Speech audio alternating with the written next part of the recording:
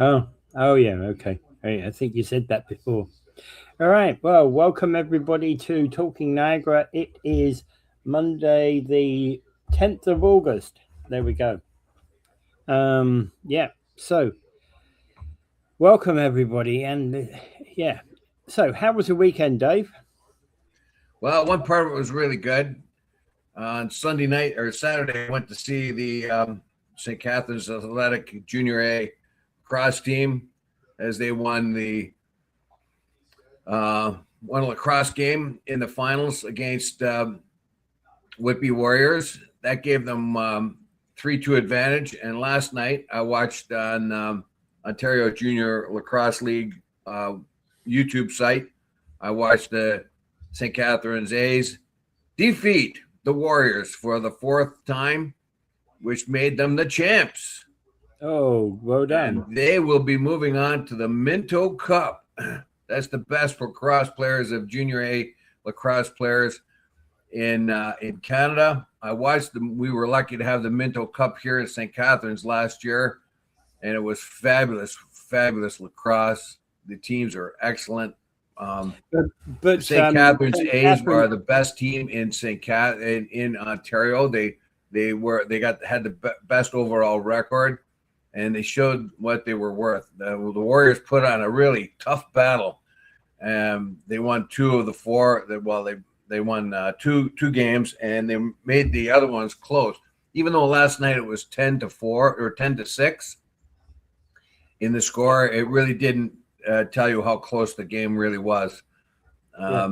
Because near the end there, when the Warriors were getting desperate, they had to make some moves that, if they worked, they would have gone ahead, but they didn't. So anyway, so congratulations to St. Catharines Athletics Junior A lacrosse team. Well done.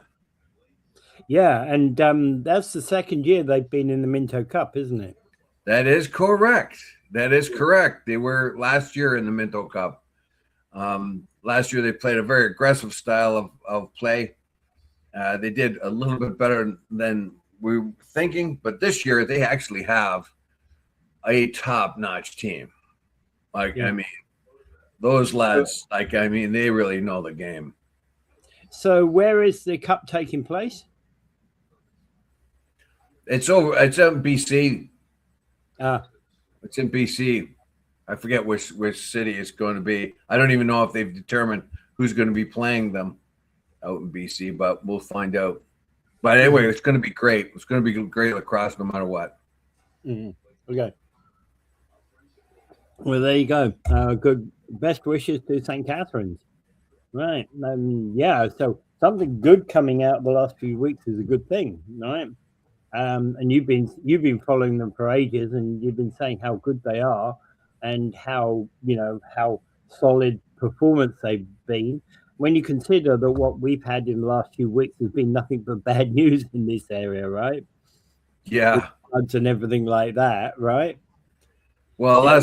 last night I'm messaging a friend of mine. This is just an aside. Messaging a friend of mine talking about the St. Catharines goalie, Ty Wilson, and I'm putting in. I'm thinking, wow.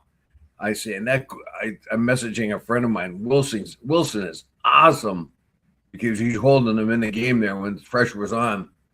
But I said that without remembering that the goalie in the other end is his brother,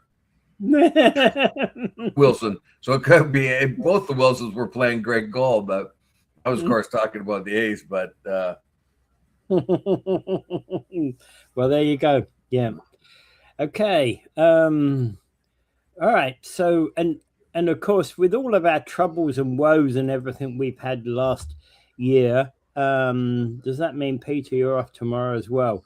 Yeah. Do you want to come on the show, Rick?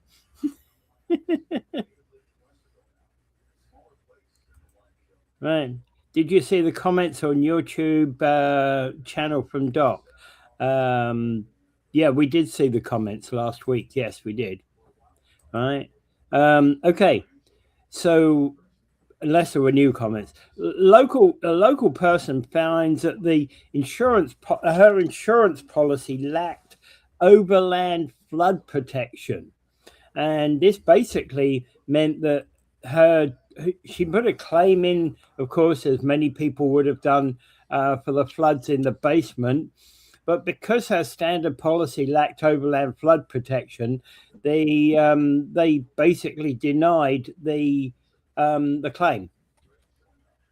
Yeah.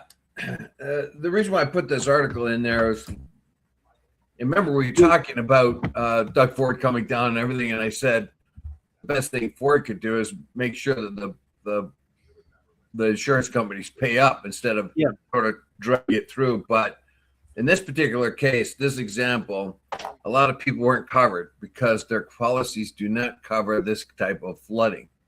Yeah. And it's actually a bit of a cautionary tale to everyone here that your particular policy may not even cover any sewage buildup that blows into your home too. So keep an eye on that. Have a really good look at your policy. The standard policies in and around the area do not cover a lot of flood damages. They will if the flood happens within the home, but not from something from outside of it. So any overland water, in this particular case, it was called overland water because the ground gets so saturated that it cannot deal with absorb the water. So the water begins to flow and move to lower areas, and basements are one of those lower areas. You might want to check your system and your insurance policy also to make sure what kind of sewage damage you might have if your sewage goes out on you. So that was, I'm trying to get the article up now, but a lady, and it cites a lady in Lincoln or West Lincoln. She had a pump with a backup pump, and still she couldn't help it. Okay. Yeah. So, well, in fact, actually, because of the flood we had now more than 10 years ago, our basement isn't covered at all. Even though we've got backflow valves and and a sump pump in the basement. They still don't cover. Not that we've had a flood in there since, but they don't seem to, and the flood was caused in 2012, 2013 by a city truck running over our what do you call it, the area that on the pipe, on the outflow, there's actually a venting pipe, isn't there? Yeah. Right. The city truck ran over the venting pipe when they were resurfacing our road. Yeah. So how come you couldn't backcharge the city for that? Because, they basically. Well, we were going to sue the city, but the insurance company didn't want us to do that. Wow. I should have sued the city. But anyway, but we haven't had the insurance coverage on the basement since then. Anyway, but that's the other thing you've got to watch out for, is that they will take away the insurance on your basement. Even though everything's been rebuilt around the basement now. Yeah, you got to be very careful. Like, I had trouble getting insurance for my cottage because a lot of cottages are up on stands, like mine was, kind of like it's open. It's up on pillars basically, and they had one cottage go up because the fire started in that space. And all of a sudden, a whole bunch of companies wouldn't cover cottages that were built that way, which was huge amounts. I mean, they limited the amount of insurance companies you could deal with. Yeah. It's and that's one cottage, cottage going on fire, and then all of a sudden they're not going to cover anymore. Yeah. The other thing is about this is that there's an overland water exclusion which you've got to look out for. There's sewer backup gaps. So heavy storms and overwhelming municipal or private systems, but backup protection is not automatically bundled into the base property. So backflow valves and that sort of thing is what they're talking about there. The other thing is protection gaps. So severe weather events. Oh, come on. Highlight how drastically unprepared many homeowners are, sometimes leaving properties entirely uninsurable or blacklisted after a loss. Right? Yeah. That's actually some of the things you need to look out for. Holy cow. What's going on, Dave? I can't get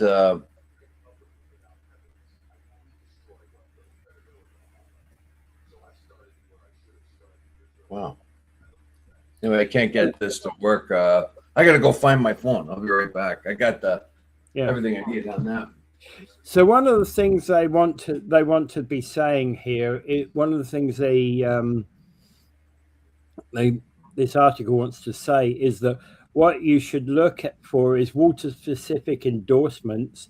What do you have currently in your policy? Look at that. But also, do you have a sump pump or backwater valve installed? Because that's exactly what I've got. That makes all the difference in the world. The backwater valve basically ensures that we don't get wash back into the house from off the street, off the street. All right. So that's kind of some of the things that we need to look at and ask your broker, particularly about overland water and groundwater endorsements. And definitely a reason to change your policy. Yeah. Oh wow. Getting some. Anyway, yeah. So to have a very good look and maybe even your whoever is doing your insurance, whoever's holding your insurance policy, have a quick look through it. I'm sure the phone is ringing off the hook in a lot of insurance offices right now, not just for those who got water damage, for those who hope that maybe the next time they're covered. And that would be a good idea for you anytime you're changing your insurance policy or whatever. Have a very solid look at what's going on there and ask specific questions. And there's all kinds that you can do. Here's a good hint too. If you're on your car insurance, there is an option there what used to be, I don't know if it's still there, that you can get the insurance company will pay you a minimum amount of money if you're in a car accident. There's an option there where you can get more than that, and it only costs a couple of bucks more a month.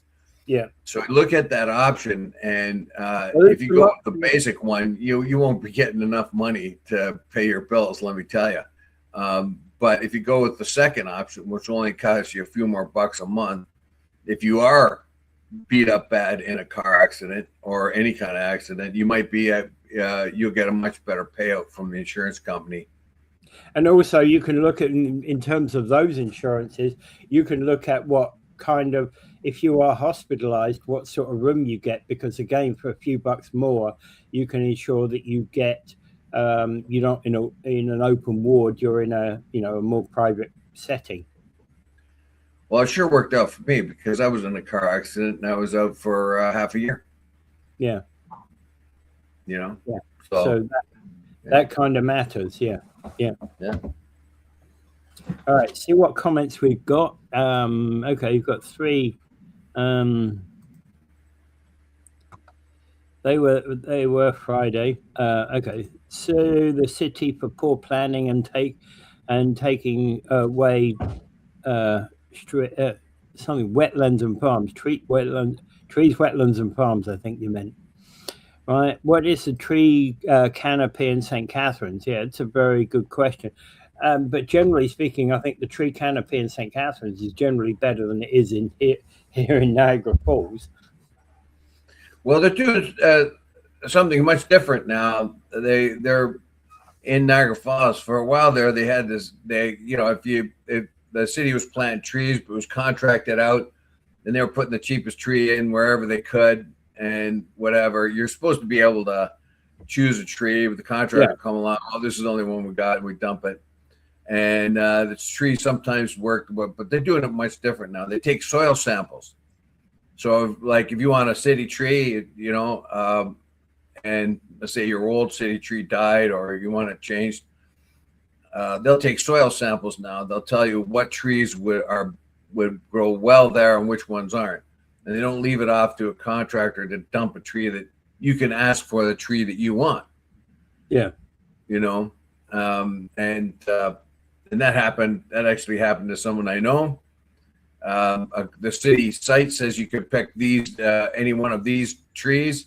The contractor comes along and says, no. That's the only thing you're going to get is a linden. That's all we got. That's the best thing for this area here is a linden. So we're going to put a linden in. And then the person says, well, it says on the city site you can get any one you want of these types here. And I wanted a ginkgo tree. No. This is all you get. Well, a city worker was close by and realized what was going on, told the homeowner that, no, yeah, you can get your ginkgo. Don't believe them. They're just dumping that crap on you, right? They're dumping them all over the city instead of doing what they're supposed to do because the lindens are the cheapest trees going. Yeah. So that's what they're dumping, right? And the contractor's making their sweet buck out of it anyway, right? Yeah. And plus, and not just doing not obliging the homeowner at all. But that's changed because the city does that now. It checks the soil for compatibility with a tree, and then has certain trees that it likes better. There's a lot smarter system nowadays than it used to be. Mm-hmm. Yeah. Okay. All right. So, what do we think of Kevin Martineau for mayor? Yeah, I don't know. I just looked at him. I didn't see a whole lot about Kevin Martineau. Have you? I looked last night. Yeah, no, I like him. I've been in conversations with him. He's actually quite an important. He's got some good ideas. Right, and Gary's saying he met with Paul Manning yesterday at my house. That's a good dude, right there. I like his vision for the city. Yeah, I'd like to hear more about both of their visions. Right? Yeah, it'd be nice. We've got a better field out there, but as Paul pointed out, I think in his in one of his shows that. That's okay. Oh no, it was when I was talking to him. It was you got Jim Jordat, he's going to have a solid base of voters. Any one particular opponent might be able to challenge him, but if you've got several, they may split the vote. Yeah, that's the worst aspect of it, right? Is that what you need? It's not more guys, it's less. Have 10 alternate councillors. Don't go for 35 alternates. That's not going to get change in city council. Have one alternate mayoral candidate, not 10, right? That's you can't plan that though. Change in city council, right? You can't plan that though. You can't plan it. What are you going to do? You're going to go to Manning and Martineau and say, hey, one of us has got to drop out? I don't think so. I know. And again, yes, we do need room for a debate. We do need a debate. Yeah. A nice debate would be very, very good. How now do the candidates get their message out there better? I looked at them, and some of them have websites, but they're going to need some means by which to get their message out there. I didn't have a website when I stood. I did everything using a Facebook page. Well, maybe that's the way to do it. But how do you reach the average voter? So we're talking about an apathetic voter turnout of 29%, not even 1 out of 3 possible voters, right? And I don't know. We got a message here that goes off something different, but yeah, the last mayor's debate, no one showed that was running for mayor. Yeah. Well, I'm going back to the Salsi days. Remember the Salsi days? they had excellent debates there. John Ringo Beam was a candidate in those days, and it had Mayor Thompson. He lost to Salsi that one, and there was a lot of debates, a lot of interest in municipal government at that particular time. We had a lot of interest. Now what's happened, right? The apathy of the city is sort of overcome. Yeah, us, yeah, you know? yeah. I know. I get you. Yeah. So how do you how do you now interest people to get out there and vote? Yeah. Because obviously in a democracy, when it seemingly nothing changes, people say, what's the difference if I go vote? This is not going to change anyway. You know? Okay, let's move on to the next topic we've got here. Niagara Falls is basically started a crackdown on vacation rental units. They put out about $120,000 worth of fines this week. Actually, in the last month. Yeah, and so I posted that article because that is a long-running thing here in town, isn't it? Yeah, it's been going on for years. I mean, we were reporting on it for 4 years at least.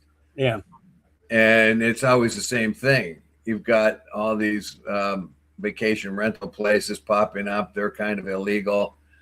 It seems to be the main way in which they're being caught is just by finding them in social media. They're advertising. So it's not hard for the city to find them, bylaw to find them, because they're advertised. Well, you just look on Airbnb and the like. But the thing is, they're looking at vacation rental units, which are basically those where it's the whole house where nobody's living in it. That's the primary focus upon their action. So it's the whole house or a whole apartment being rented. Is that what it says in the article? I don't remember reading that in the article. Whenever you see the term, it uses the term vacation rental unit. That is not the bed and breakfast type units. That's the ones where the whole house is being leased out. Yeah, but it also says it doesn't give that distinction. It just tells you any space that's being rented illegally. No, it does. Well, it's showing vacation rental unit without a license is what they're saying. So and it says that basically on the city. What about somebody renting their room out? It's not aimed at people who rent their room out. Illegal vacation rental units. Yes. Well, right. What do they do about people who rent theirs out illegally? Rooms that their basement or something like that, or the spare room. It's if you're doing a spare room and you're doing bed and breakfast style, then you're probably not a target. Do you have how do you have to register? Let's say you do have a spare room. Because it is the term, when you look on the city website, it talks about continues to take action against illegal vacation rental units. A vacation rental unit is a term that is specifically defined within the bylaw. The bylaw talks about a vacation rental unit is where it's a complete unit available to a member of the public. So if you're renting your apartment out and you've got a punch code for somebody to use the apartment, that's a vacation rental unit. Whereas when you rent your room out and you're living in the room, that's not a vacation rental unit. That's a bed and breakfast room. So don't you still have to register bed and breakfast? You still are supposed to register it, but they're taking more action against those vacation rental units than they are against room renters. Well, for now, yeah, I imagine that's all I'm saying. Because of the history of renting out homes and what kind of mess they make in the neighborhood. Yes, exactly. That's the key point. Whereas they've never been really after those people where people live in the house, because there is not the noise associated with it. That's always been the accusation about noise. Yeah, noise and the partiers and the party hardier, The party hardies come home down. Yeah. Yeah. They put 18 people in a bungalow and make noise all night long. Yeah, exactly. Yeah. Yeah. And that's always been the biggest complaint about these is, you know, is those people that make noise. Right. Yes. And now of course, Niagara Falls is administrative penalty, is an AMP province, municipality. They stick fines, which is through an administrative penalty system, right? And that's where these $120,000 worth of fines have been amassed. Okay. Okay. Well, there's an answer for some of the people who are worried about Airbnbs, or not Airbnbs. Yeah, Airbnbs, but illegal ones. I don't know. It's taken the bylaw such a long time to be able to do anything about it. So I'm not so sure. They've been doing things about it for years. Actually, it's been their first bylaw was put in place in 2018, and they've been changing the bylaw every 2 years since. Yeah, but anytime we've looked at this, it seems that they've had really no teeth. They've had real deep problems with a lot of different properties. They can't seem to get much done. Here, they've really shown that they're serious about it. But this seems to be a long time coming, if you ask me. And but it got done. Let's put it that way. For those people who have constantly over the years appealed to the city and the region about these noisy places that get rented, and very little could be done, they seem to be able to do something now. Yeah.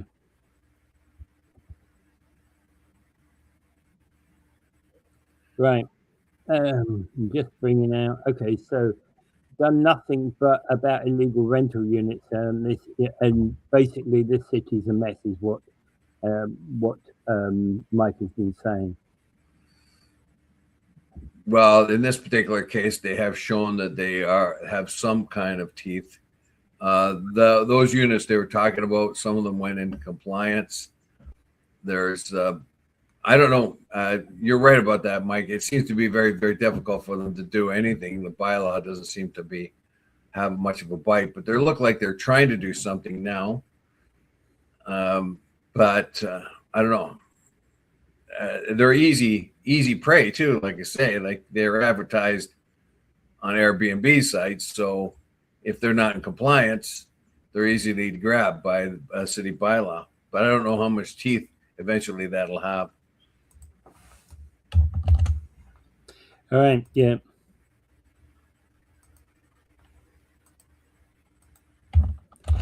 Well, we'll see. We'll see in time, right? Okay. You wanted a link. There it is, Gary, to the city website. All right.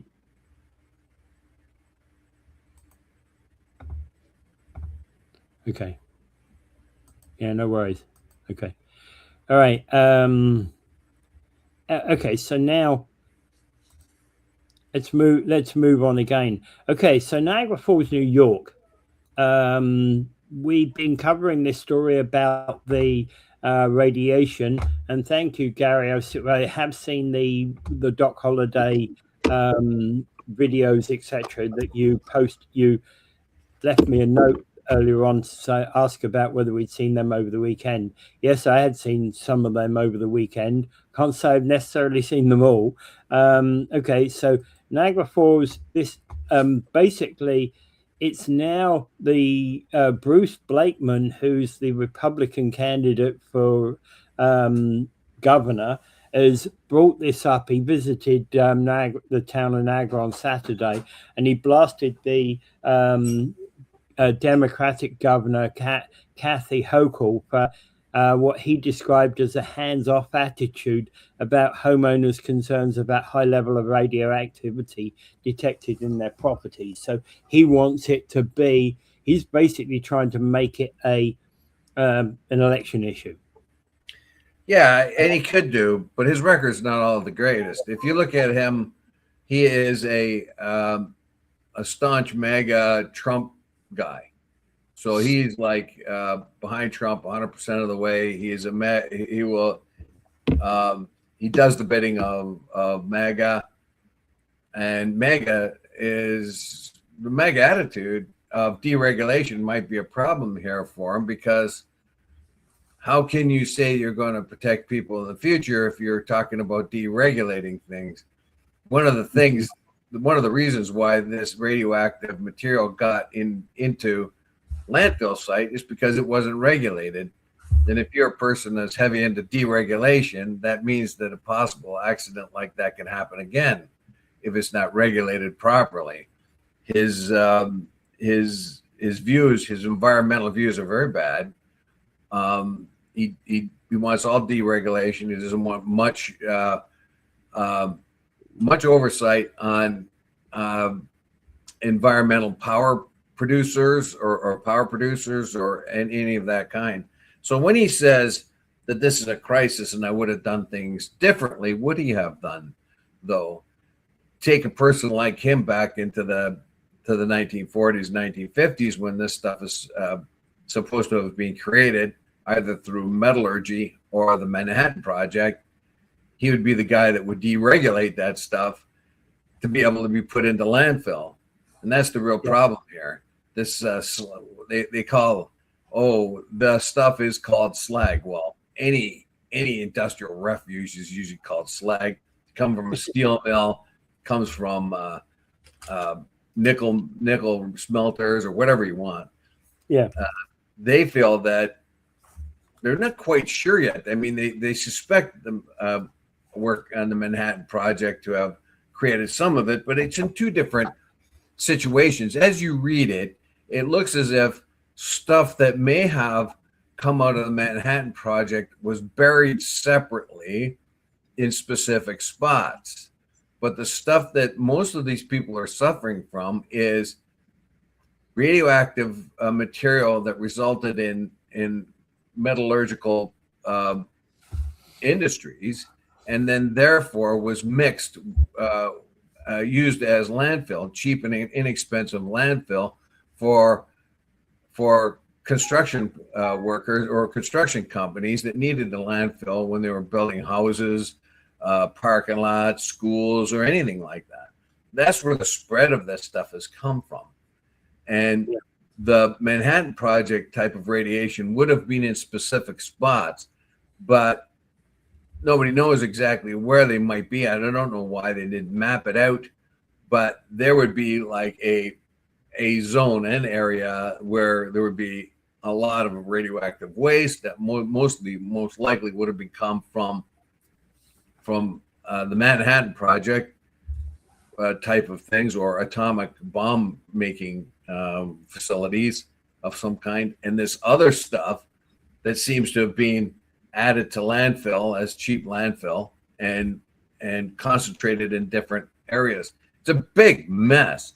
And as far as Blakeman's right, in one way, Hochul should get her behind over there and try to do something. I mean, at least speak to the people, get behind it, kind of figure out what it is.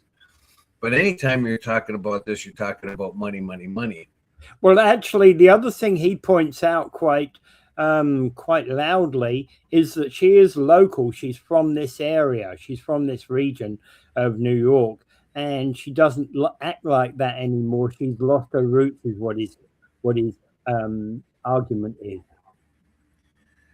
Now, I know Hochul has talked about this, but I don't know how much effort she's brought into it. The environmental conservation, New York Department of Environmental Conservation, and the U.S. Environmental Protection Agency, these are regulatory bodies.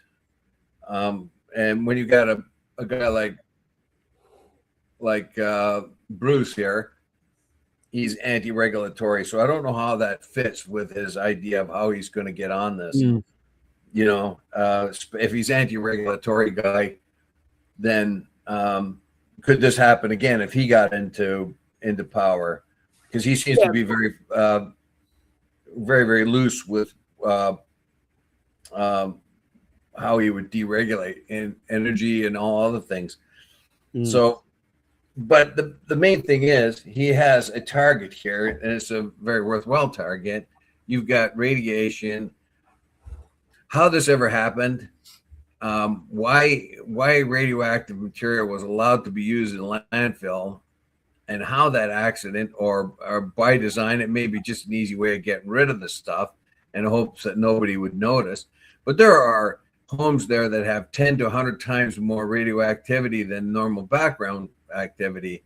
There are 4 people at least that have been had to be removed from their homes because it's dangerous. And how many more? And the people there want some answers, and they're saying that Hochul's too slow, and that gives this guy Bruce Blakeman an in. He can say, "Look, what are you doing? I mean, this is I want to be the governor, and I'd be a lot better governor than Hochul would be." Yeah, and basically one of the group's leaders has been Lexi Hawk, has been saying that she's been tired of being neglected and ignored and pushed aside by Hochul. Right, 5 months after being notified by DEC of the potential radiological concerns for their property. Right, so they've been ignoring the governor's been ignoring them. Yeah, and Blakeman is right. He's the Republican guy, like you said. He's a total MAGA guy through and through. He is a Trump supporter. He's been a Trump supporter from the very beginning of the Trump years. Apparently, he signed on very quickly. Now he's got a real target there that Hochul hasn't done enough about this radiation. And you can argue that. Very well. And I think she should actually do what she's supposed to be doing and get somebody out there, kind of speed the process up if they can. But on the other hand, they might not know quite what to do. But a guy like Blakeman, who is for deregulation, all kinds of deregulation, how can you say, well, this would not, if he was the deregulator, then this kind of a problem could happen again, because the regulation on waste mixing with landfill might get deregulated. I mean, it might not check out properly. We saw the problems that they had down in Port Colborne, where they're putting landfill into old quarry sites. And the folks down there are really worried about what kind of contamination would go into the water table. And the contractors are saying, oh, no, that's good, clean fill. But they don't have a regulation, enough of a regulation to be able to test that well enough to be able to guarantee it. Yeah. Well, okay, so Blakeman has endorsed efforts made by Senate Minority Leader Rob Ortt from North Tonawanda to secure state legislature approval for change in the Superfund regulations that would allow radioactive contamination to be covered. Right, so he's favoring those sort of changes. Let's put it this way. I appreciate the fact that Blakeman is making an election issue of it, or this, because maybe something will get done a little bit faster. I don't know if I could believe him that he would do something different and do it faster and get something done. I'm not so sure. But I mean, I appreciate the fact that he's made it an election issue for the people there. It'll bring the issue up and put it on Hochul's desk a little bit higher, particularly when there's elections coming up, So here, Mike Cushman says, just like the YMCA, new interview expands to events featured in contaminated Niagara's buried legacy. Yeah, there's telling the story of Black Creek Village family whose backyard pool project was uncommon. Yes, as we said before, whatever they did over there, they did over here too. Yeah. And we may not have that amount of radiation, and we may have taken our radioactive material from wherever we had it to somewhere else. But we do have all the same chemical problems they have over there. We have them over here as well. Our companies didn't act any more ethically than the ones over there. Yeah. All right. Anything more on that one? No, I think we should keep an eye on it. Of course we are. Yeah.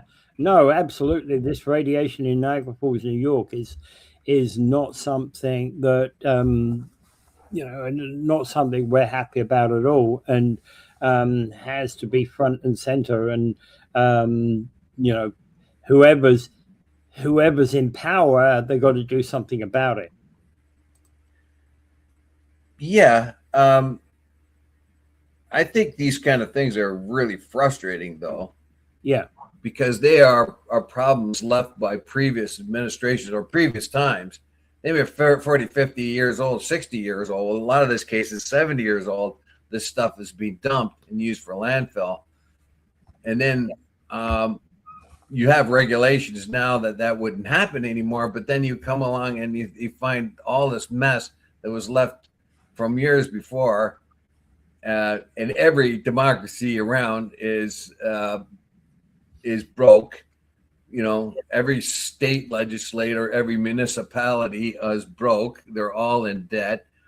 And now you got to go to Kathy Hochul and say, hey, we need scads more cash to clean up this problem that started 70 years ago. And Gary, it's incumbent on her to do that, because those are people that could be put at risk. But you better get on it, better get there, find out where the most egregious spots are, get the families out of those homes, and then start trying to clean up the best you can from the worst to the least. Yeah. And Gary basically is saying we're going to put these contaminated waste issues in front and center for this election. If you're meaning Niagara Falls local election, yes, good. Absolutely good. And we need commitments from candidates to do that. The trouble is, I don't know how many voters are going to take that seriously, Gary. I do. I think it's a very important issue. And then Mike is saying Burgess battery full of PCBs and asbestos. Yeah. That's a nightmare of a place. It's still there, and like, oh God, I don't know. I knew a family that lived in Silvertown, not far from the Burgess. Every one of them, like except one, got cancer early in life and died prematurely. Yeah. And the factory's still there? Well, it's a broken down whatever. I don't know what they're using the land for now. The last time I took any real notice of the old Burgess battery factory, it was just wasted industrial space, unused, with broken windows and that kind of thing. Although I haven't paid much attention to what they've done to that late. But right up into the 70s, there was people still working there. Mm-hmm. Yeah. I remember people working at the Burgess battery there. But anyway, so environmental issues. But we saw when Gary and Mike had the region come down, and Laura Lococo was there, in and around the Gale Center there. They were just insistent there was nothing wrong. And Gary says that's gone now. That site is gone now. They've taken it away? That's what he's saying. Oh, okay. Been bulldozed. Right? Did they take away the bad stuff? Come on, Dave. They've just spread it out across the ground there. Come on. I don't know. Anyway, but okay. Oh, yeah. So here we have it. Anyway, so we have environmental issues on both sides of the river. Obviously, the answer to that one was the obvious one, Dave. No, they haven't taken it. They haven't cleaned it up. Oh, yeah. Okay. I was kind of hoping they would take those piles to some dedicated site and deal with it in a controlled area where the least possible amount of people could be exposed to it. But they said they already did all that and all that. And when they had the region people down here, they said more or less had a chip on their shoulder. It's all good. It's all good. It's all good. And Mike and Gary are arguing, no, it's not good. It's not good. And Gary's telling them, this is what we did. This is what we did. This is where we dumped it and all that. And Mike, of course, he's got his huge reasons for that. And I don't know. I don't know how you do that when you cannot make them believe when they look at a piece of paper and they say it says here it's okay. Yeah. You know. Yeah. The region doesn't care. It took half an hour for them to get them to admit they put contamination from First and Bridge Street and 4500 and put it onto the cyanamide property. Yeah, like that's going to help anybody, right? And the guy from the region was a jerk, which is exactly what Dave just said. Yeah. That lady wasn't all that great either. Anyway, what else we got? We should move on. Yeah. Okay. So yes, exactly. So we're moving on. So the push to reshape U.S. history. There's warning signs. They put warning signs out at the Smithsonian.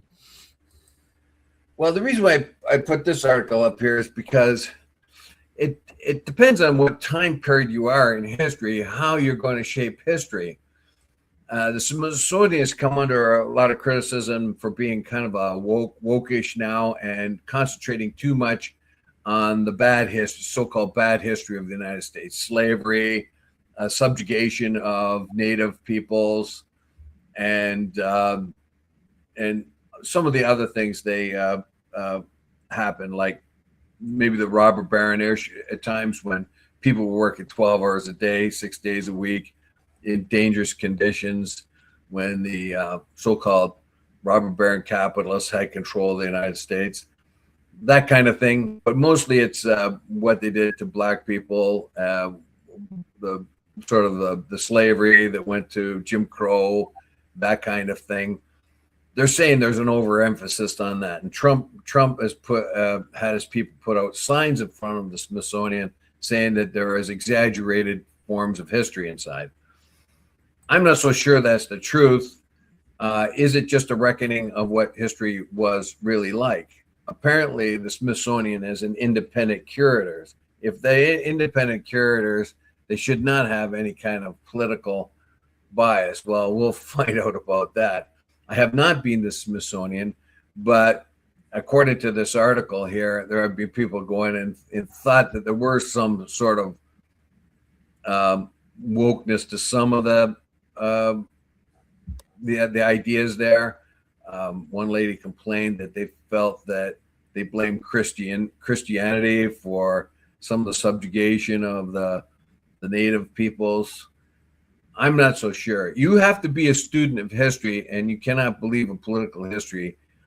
There is unbiased history out there. Sometimes it has a slant. For instance, if you're going to get anything by Neil Ferguson, who is a very famous historian, and he will have a conservative slant on things, although some of his stuff is excellent historical work.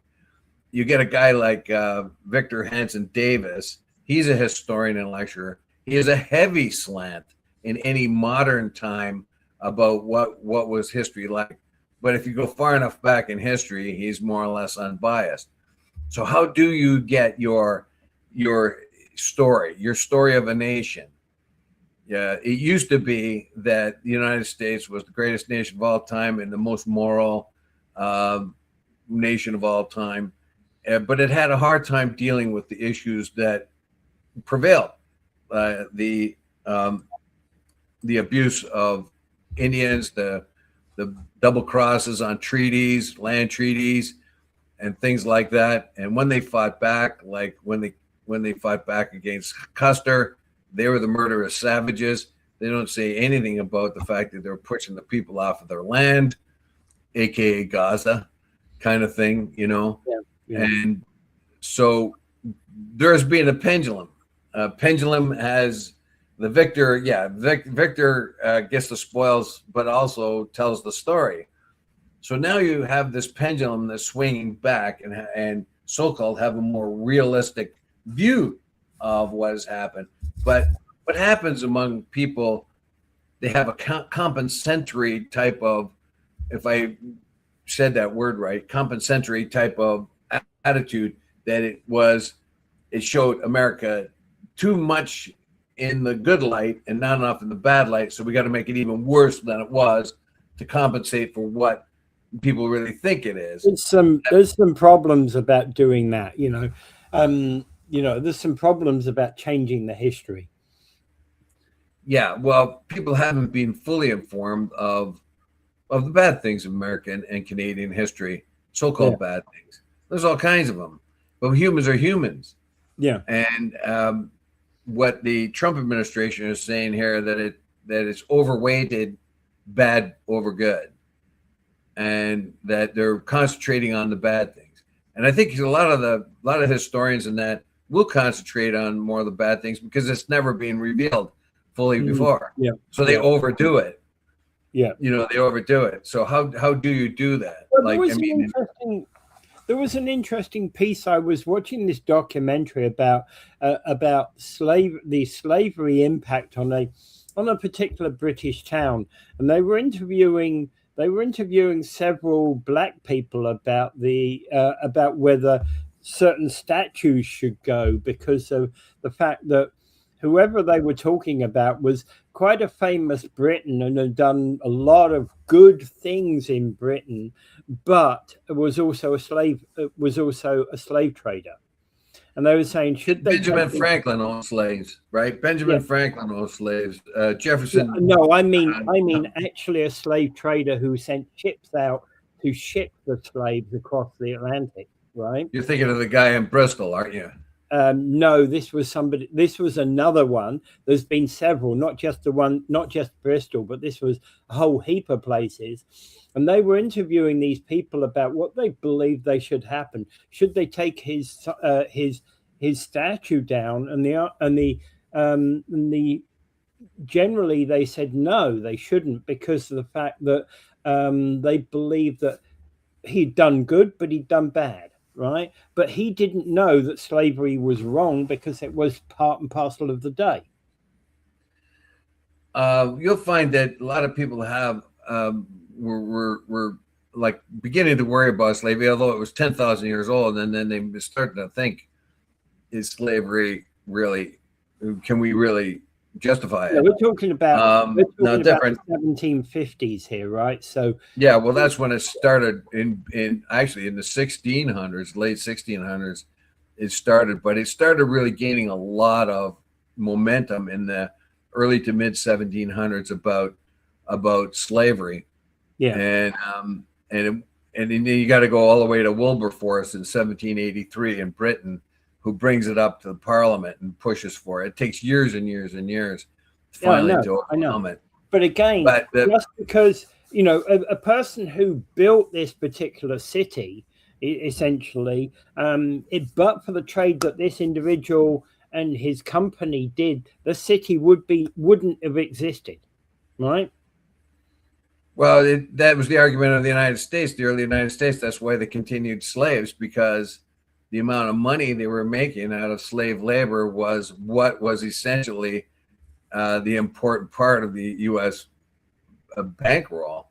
Yeah, they had slave-driven agricultural product was the backbone of the economy. Yeah, so that's why even though many of the founding fathers were completely against slavery, it carried on, and it took another 80 years before they had a huge war. But the problem is revisionist history. every time you've got a different political group in, every time you've got a different intellectual working within society, then you get a revisionist history. Yeah.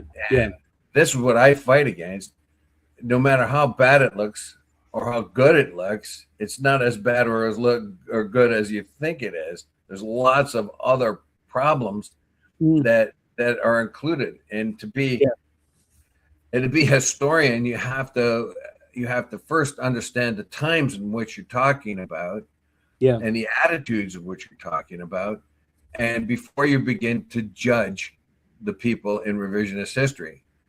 And I think that's a lot of people have that idea. Now the Smithsonian is fighting back against Trump, but the universities all caved.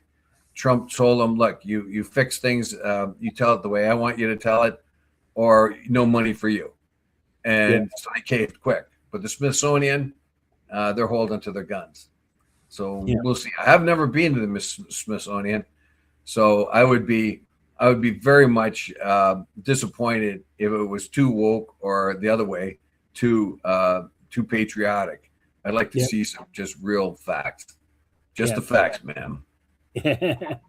Okay, so Iran says a Hormuz deal was close, but now Iran is no longer involved in direct talks with the USA.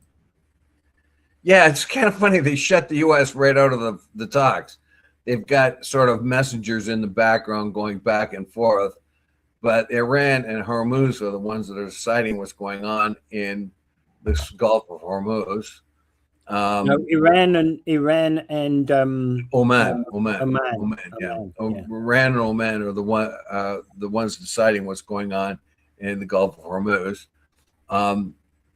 There are three different passageways through the Gulf of Hormuz. Now, originally, the one right through the center was 1 mile, 1 kilometer one way, and 1 kilometer right through the very middle, because that's the best navigable route. But because of the war and because of all the mining that's gone on in the main part of the strait, there are two other places you can go. You can go through tight to the Omani coast or tight to the Iranian coast. Yeah.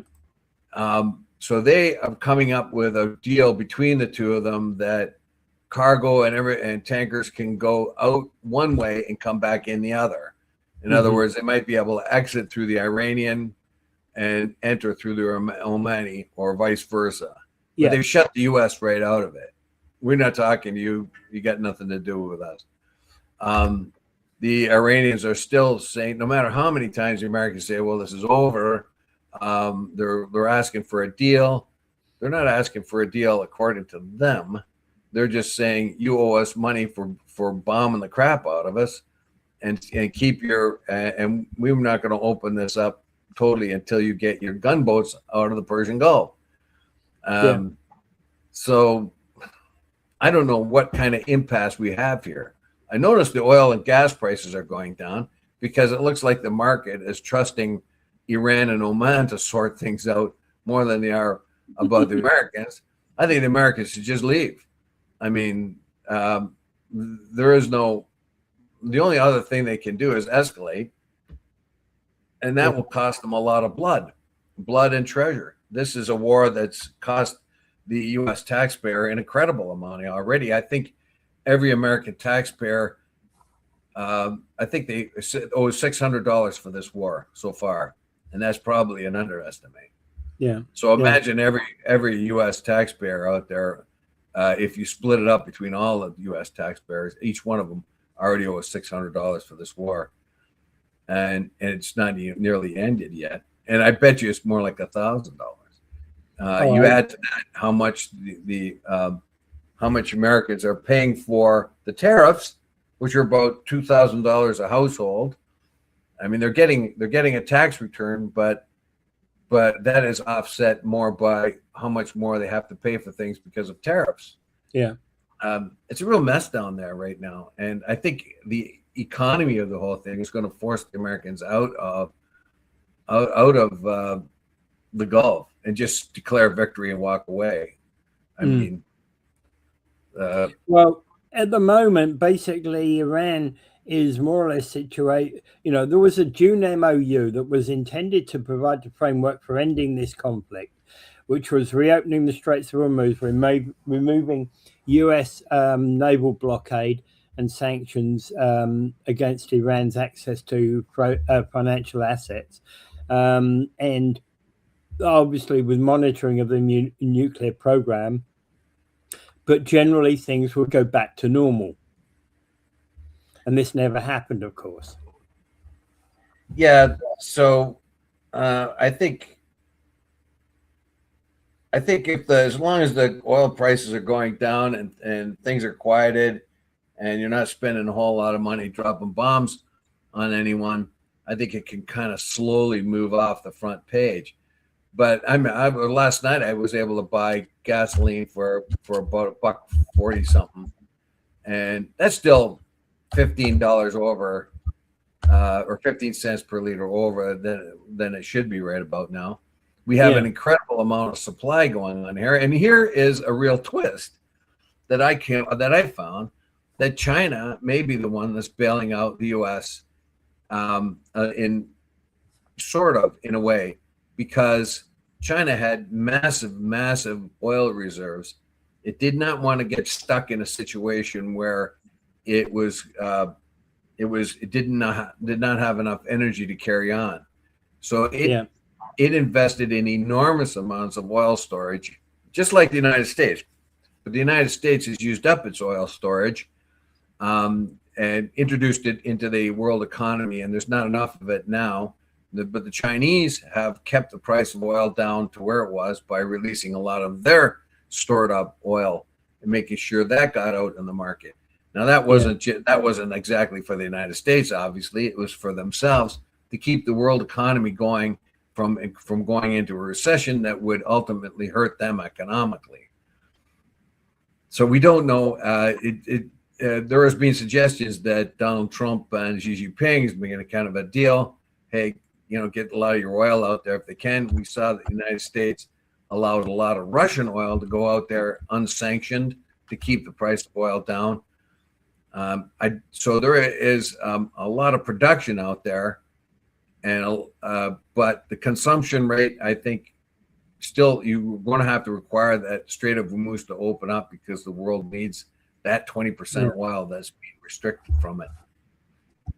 Okay, so looking around right at the moment, the cheapest gas is Esso Circle K on McLeod Road at 142.9, with the gas bar on Dunn Street at 145.9, Gales on Thoroldstone at 148.9, Canadian Tire at 148.9 on Thoroldstone, and Shell and Circle K on Ferry Street in Ferry and Stanley at 149. So that's about the current price. Yes, I couldn't get in. I was coming home from visiting my mother, and I always go by the Dunn Street gas station because it's usually quite low. I couldn't even get in there. I couldn't even look, I'd be sitting there for an hour before I got gas. So I went somewhere else. I didn't need much. I needed a top up because I got a long drive tomorrow. But anyway, that's all right. I don't know. We'll see what's going to happen here. We do know that the whole thing is out of control, though, that the whole plan hadn't been done well enough, and that Bibi sucked in the U.S. administration there, because the very first thing in any kind of war games is cutting off the Strait of Hormuz. Also, they're saying, oh, well, the war is going on because China and Russia are facilitating Iran. Well, what do you expect to happen? Exactly. I mean, you didn't think about that? Yeah. All right. Okay. So I think we're going to have to call it quits at this point. Yes. I'm going to bring up Gaza again.